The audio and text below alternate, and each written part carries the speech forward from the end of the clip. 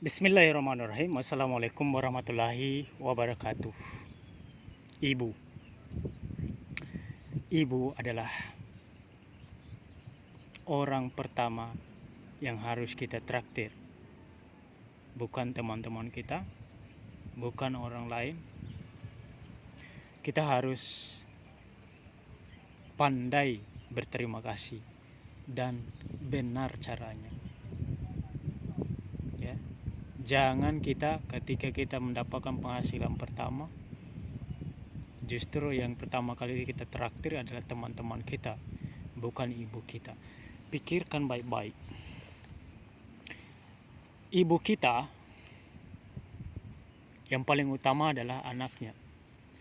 Bahkan mereka itu tidak bisa tidur loh.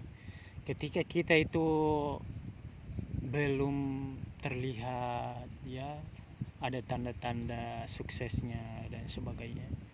Bahkan kalau anaknya belum menikah saja ya, mereka itu sangat khawatir begitu, sangat betul-betul memikirkan, mendoakan kita mendapatkan misalnya jodoh, mendapatkan rezeki, ya. Mereka betul-betul nomor satu kan anaknya. Lantas kita ya sebagai anaknya mengabaikan atau menyepelekan hal-hal itu. Kita harus mulai berpikir bahwa ibu kita adalah tempat kita meminta restu, meminta doa, ya. Terkadang mungkin kita membuat mereka menangis atau mengecewakan mereka. Tapi saya pahami betul bahwa rata-rata kebanyakan seorang anak itu pasti memikirkan ibunya juga, ya. Cita-cita mereka yang membahagiakan ibunya juga. Cuma kadang dalam hidup ini ada saja hal-hal yang membuat kita itu merasa malu, ya, merasa tidak berdaya dan sebagainya. Merasa bahwa di tengah begitu mahalnya biaya-biaya hidup dan sebagainya, bagaimana saya bisa memberikan sesuatu hadiah kepada ibu saya. Ibu kita itu tidak membutuhkan itu semua, tapi kitalah yang butuh, yang wajib, yang harus mewajibkan diri. Nah, kita harus bekerja keras untuk itu.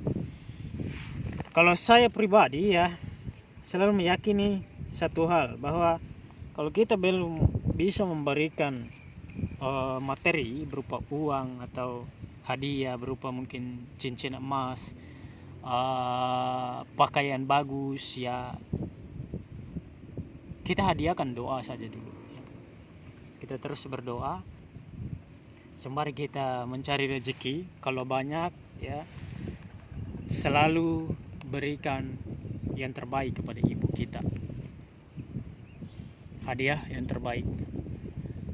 Kita harus memikirkan untuk membahagiakan mereka, ya.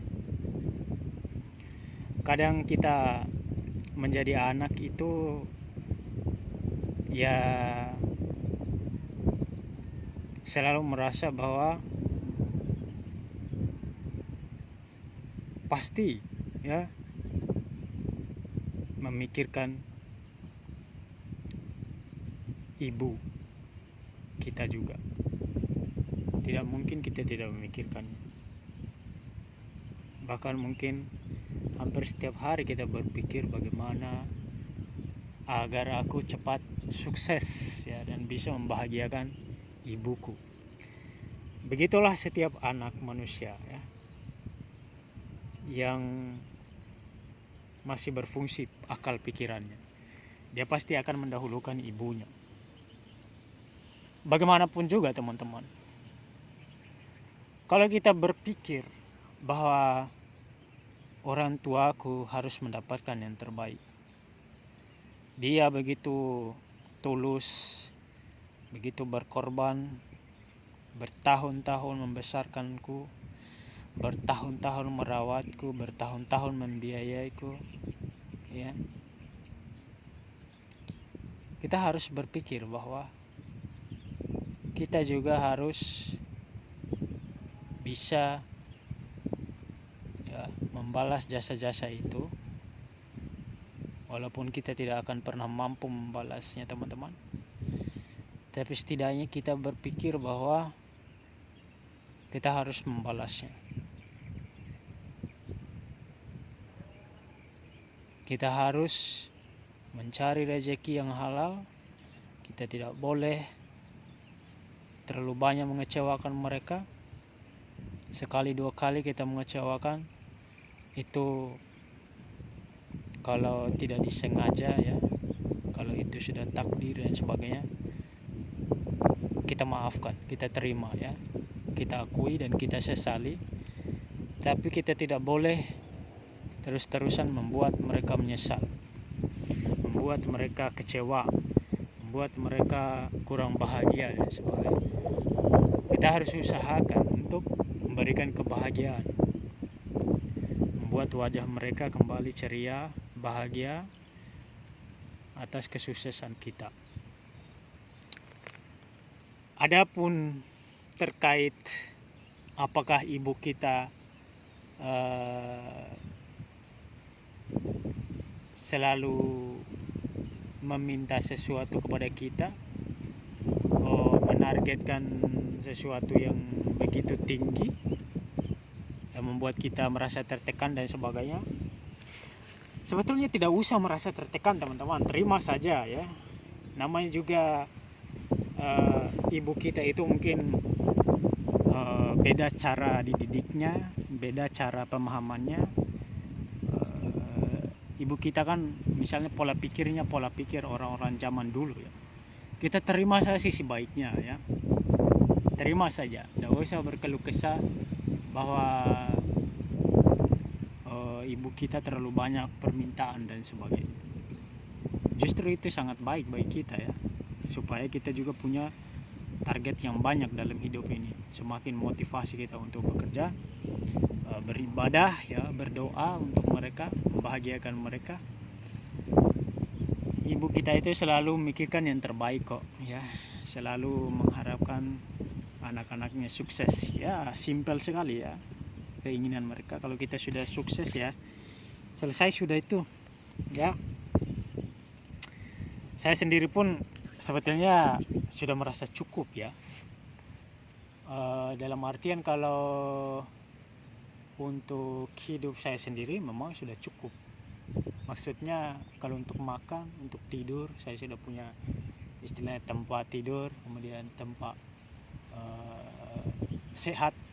Tubuh dan jiwa saya masih berpikir dengan normal, masih bisa menikmati makanan, itu sudah saya cukup, sudah saya merasa cukup sekali itu. Saya sudah merasa sangat bersyukur. Yang perlu saya pikirkan sekarang adalah bagaimana rasa cukup ini bisa membuat saya berpikir bahwa saya juga harus menolong orang lain ya. Menolong orang lain berarti saya harus mencari rezeki yang lebih yang bisa saya bagikan, karena tidak mungkin saya bagikan apa yang saya yang menutupi kebutuhan saya sendiri ya. Saya harus bagikan yang lebih. Misalnya begini, kalau saya hanya punya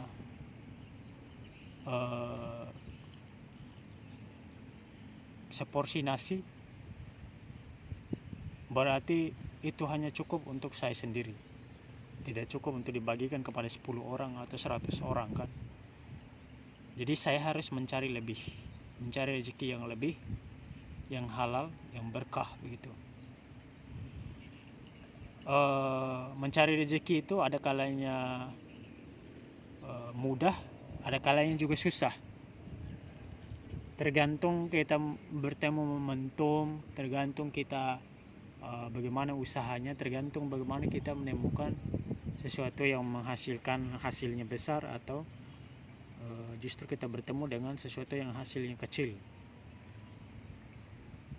Kita harus pintar-pintar memilih pekerjaan juga, mencari pekerjaan yang menghasilkan sesuatu yang yang besar tanpa perlu kita harus berada 24 jam dan bekerja 24 jam di situ.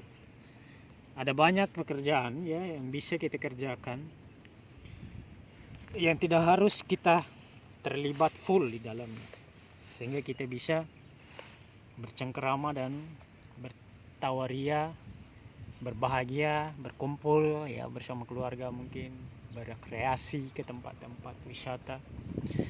Hiburan juga penting ya, asal tidak hiburan yang aneh-aneh, yang foya-foya. Saya selalu mengatakan begini, orang yang foya-foya itu kenapa mereka tidak berpikir ya? Bayangkan ya, uang yang mereka buang sia-sia itu sebetulnya bukan milik mereka itu, walaupun itu hasil usaha mereka sendiri. Ada titipan yang dititipkan Tuhan kepada mereka yang kaya-kaya itu untuk mereka bagikan kepada orang miskin. Kita selalu merasa bahwa bukan urusan saya itu orang miskin, urusannya dia, kenapa dia miskin. Justru orang-orang miskin itu adalah ujian bagi orang-orang kaya ya.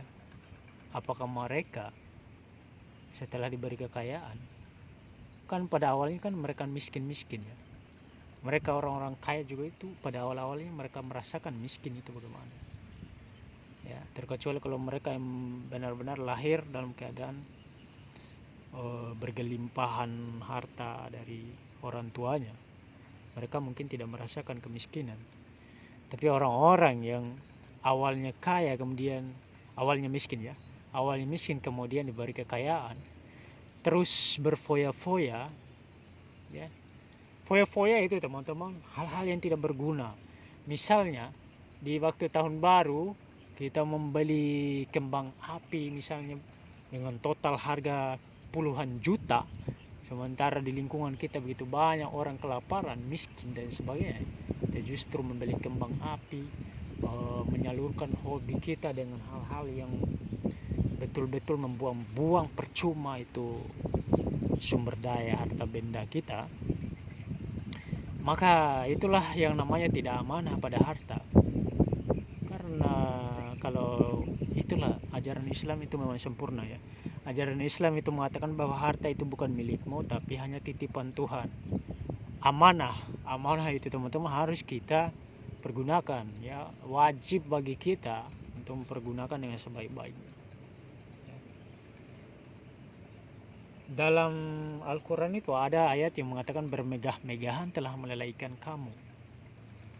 Allah sebetulnya sudah mengingatkan, bermegah-megahan itu memang bisa melalaikan manusia dari Tuhannya, dari jalan yang benar.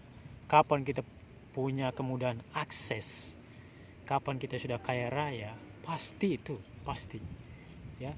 Persoalannya apa kita bisa mengontrol nafsu kita?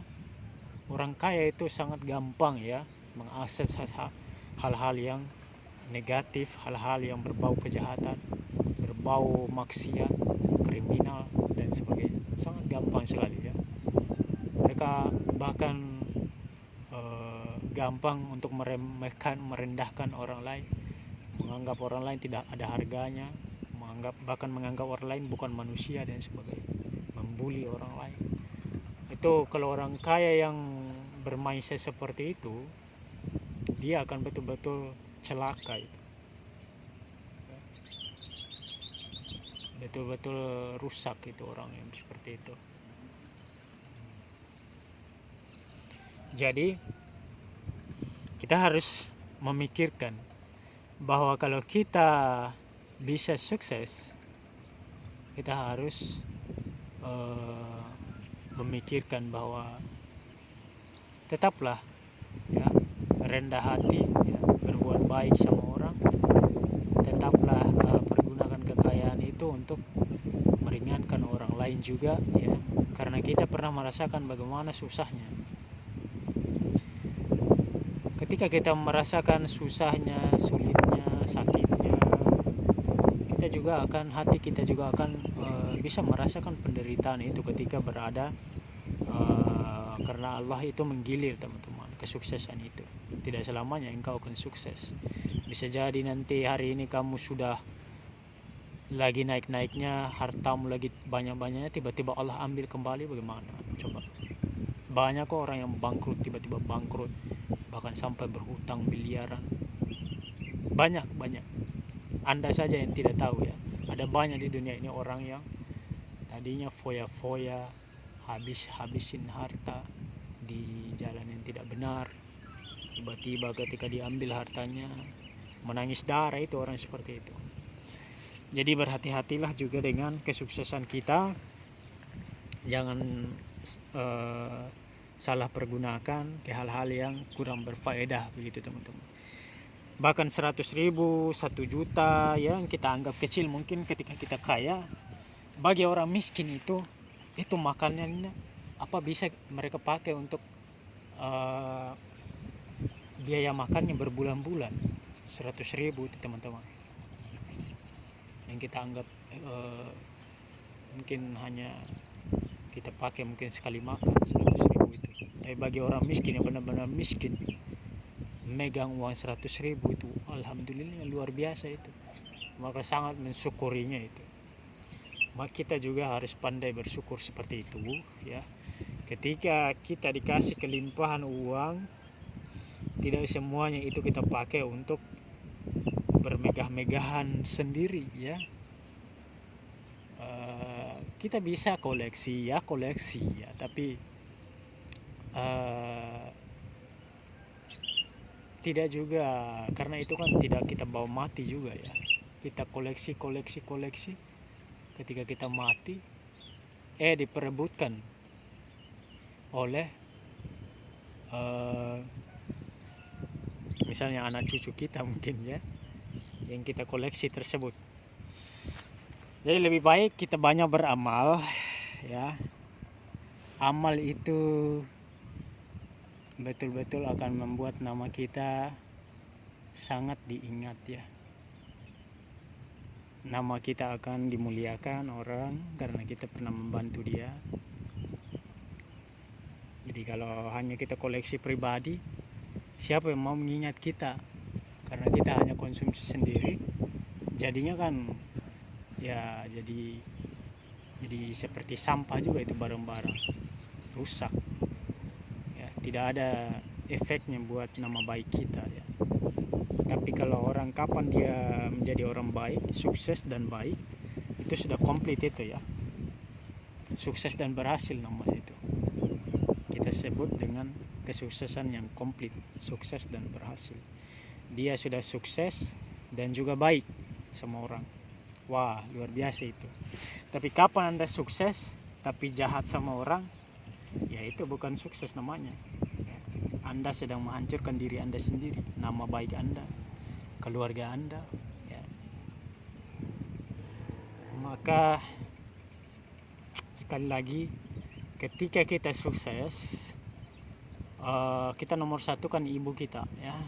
Kita traktir ibu kita bahagiakan dia, bahagiakan keluarga, bahagiakan orang-orang di sekitar kita. Tentu ya, mungkin kita berpikir kalau kita sukses pastilah kita lakukan itu.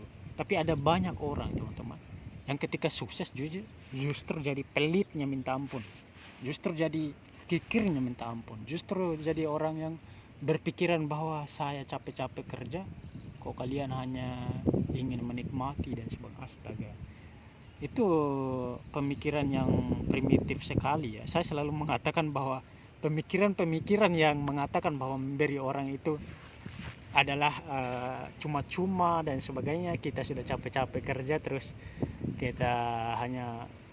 mereka hanya menerima, enak betul hidupnya. Bagi saya ya, kita memberi orang itu amal buat kita ya.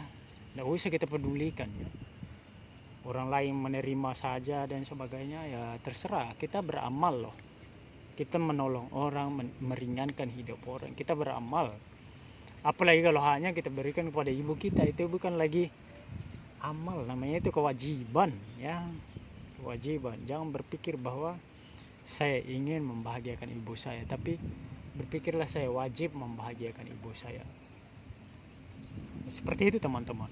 Kalau kita baik sama ibu kita, Mudah-mudahan kita juga baik sama orang-orang di sekitar kita. Bahkan orang-orang yang mungkin pernah meremehkan kita dahulu, kita baik juga sama mereka. Ya, karena mereka kan tidak sampai sejahat sampai mereka mau membunuh kita dan sebagainya, ya. It's okay, ya. Kalau kita betul-betul berhati mulia, kita balas kejahatan dengan kebaikan, kan? Tidak apa-apa. Yang jahat dia kok, kita jangan ikut-ikutan. Nah, kita kalau balik membalas kejahatan dengan kejahatan, otomatis kita juga akan menjadi orang jahat. Yang diajarkan oleh Tuhan itu, teman-teman, kita membalas itu boleh, ya. Ketika mengancam, misalnya orang ingin membunuh kita, ya terpaksa juga kita harus membunuh dia untuk membela diri, kan, defensif. Kalau defensif itu diperbolehkan. Kalau ada misalnya suatu kaum, suatu bangsa yang menyerang Indonesia, lantas kita biarkan saja, namanya itu orang bodoh, menerima saja dibunuh-bunuhi saudara-saudara kita. Itu bukan lagi manusia namanya itu, ya. Sama halnya ketika kejadian atau pembantaian di Gaza, ya harus bangkit melawan. Mereka harus bangkit melawan, mau mereka disebut teroris dan sebagainya, tidak peduli mereka. Itu yang diajarkan Islam, kan. Kita harus menjaga martabat, kehormatan keluarga kita. Kalau ada orang lain, ya, bangsa penjajah mungkin, ya, yang ingin menjajah, kita harus bangkit melawan. Karena kalau kita biarkan, ya mereka akan semena-mena gitu. Jadi kembali lagi pembahasan kita, ya, tadi mengenai ibu, ya, sumber segala kebaikan lah ibu itu. Nah, kita harus positif thinking, ya, kepada ibu kita. Meski mereka mungkin sering mengeluhkan kita, kapan berhasil, kapan kawin, kapan kamu sukses, kapan kamu sarjana, kapan kamu jadi ini, jadi itu. It's okay, ya. Bilang saja insyaallah saya sudah mengusahakan yang terbaik, ya. Doakan saja, karena doa ibu juga kan luar biasa mujarab itu. Kita minta doanya, dan pasti mereka akan selalu mendoakan kita kok. Tidak ada seorang ibu yang mendoakan yang jelek-jelek untuk anaknya. Pasti mereka selalu mendoakan. Adapun misalnya kita belum berhasil, ya mungkin kitanya yang harus terus berusaha, ya. Jangan berpikir bahwa kita mungkin memang sudah ditakdirkan seperti ini. Jangan menyerah dengan keadaan. Seburuk apapun atau berapa kali pun kita gagal, kita harus terus berjuang, ya. Karena seorang tokoh bilang, Nelson Mandela, ya, mantan presiden, tokoh pahlawan Afrika Selatan, mengatakan bahwa semua juga tidak mungkin setelah pekerjaan itu kita wujudkan. Setelah menjadi kenyataan, ya ternyata mungkin, ya. Pasti orang bilang begitu, kan. Semua juga tidak mungkin, ya. Pada awalnya kita menganggap pasti saya tidak mungkin bisa sukses ini. Dan ketika kita sukses, ternyata bisa, ya. Jadi Mandela bilang semua juga tidak mungkin sebelum pekerjaan itu done, atau kita wujudkan, kita buat nyata, menjadi kenyataan, ya. Ya, betul. Pada awalnya kan banyak yang berpikir tidak mungkin, sampai misalnya banyak orang yang membuktikan bahwa itu mungkin. Jadi kita juga kalau misalnya orang lain bisa, ya kita juga pasti bisa lah. Ikuti saja copy paste-nya, ya. Kita modifikasi, ATM amati tiru modifikasi. Rumusnya adalah jangan menjadi orang jahat, ya, baik saat kita miskin maupun saat kita kaya. Selalulah jadi orang baik, ya. Entahkah saat kita tidak punya apa-apa, tetap jadi orang baik. Entahkah kita sudah punya segalanya, tetap jadi orang baik.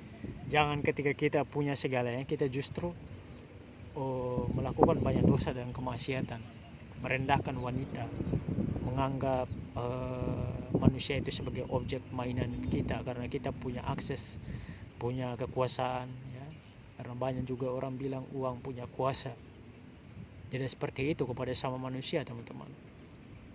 Uang tidak berkuasa kepada manusia. Ya, itu hanya pikiran orang-orang yang kotor, yang jahat, pikirannya saja. Uang tidak boleh membuat kita merendahkan manusia lain. Kalau kita punya segalanya, tidak berarti kita itu bisa mengontrol manusia lain. Tidak berarti kita bisa membeli manusia lain. Tidak berarti kita merasa misalnya ada pembantu kita merasa bahwa dia sudah saya beli. Ya, dia sebetulnya hanya membantu kita dan diupah, bukan kita yang beli mereka. Jiwanya, pikirannya, dirinya itu dalam kuasa Allah, bukan dalam kuasa kita, ya. Jadi jangan selalu merasa bahwa karena kita yang membayar dia, kita merasa berhak perlakukan dia seperti apa saja yang kita inginkan. Ya seperti itu pola pikirnya, Kang. Jadi kita harus pandai-pandai lah, ya, bermindset yang baik, ya. Jangan selalu berpikir bahwa kalau kita sukses ya pasti kita bisa membalas mereka semua yang meremehkan kita, membuat mereka sakit seperti apa yang kita rasakan. Jangan berpikir seperti itu, ya. Apa bedanya mereka sama kita kalau gitu? Apa bedanya dia sama saya? Dia jahat berarti saya juga harus jahat, begitu? Tidak boleh seperti itu. Kita harus berpikir bahwa saya harus membuktikan mereka yang merendahkan saya, menghina saya, itu kesalahan mereka, ya. Saya tidak salah karena mindset saya memang berbeda dengan mereka. Mereka mindset negatif, saya mindset positif. Jadi ketika saya sukses nanti, cobalah, ya, menyadarkan mereka dengan kebaikan. Jangan justru membenci mereka, tidak ada gunanya. Jangan justru kita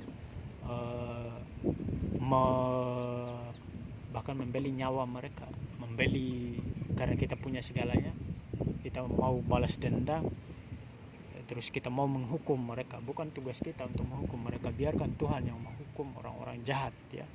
Kalau kita juga jahat, ya kita juga akan mendapat hukuman dari Tuhan, kan.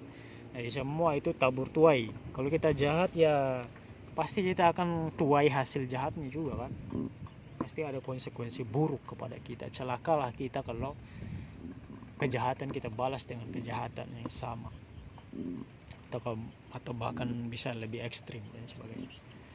Jadi kembali lagi bahwa kita harus ingat ibu kita, keluarga kita tidak boleh menjadi orang yang mencelakakan nama baik mereka. Kita tidak boleh membuat malu mereka, begitu.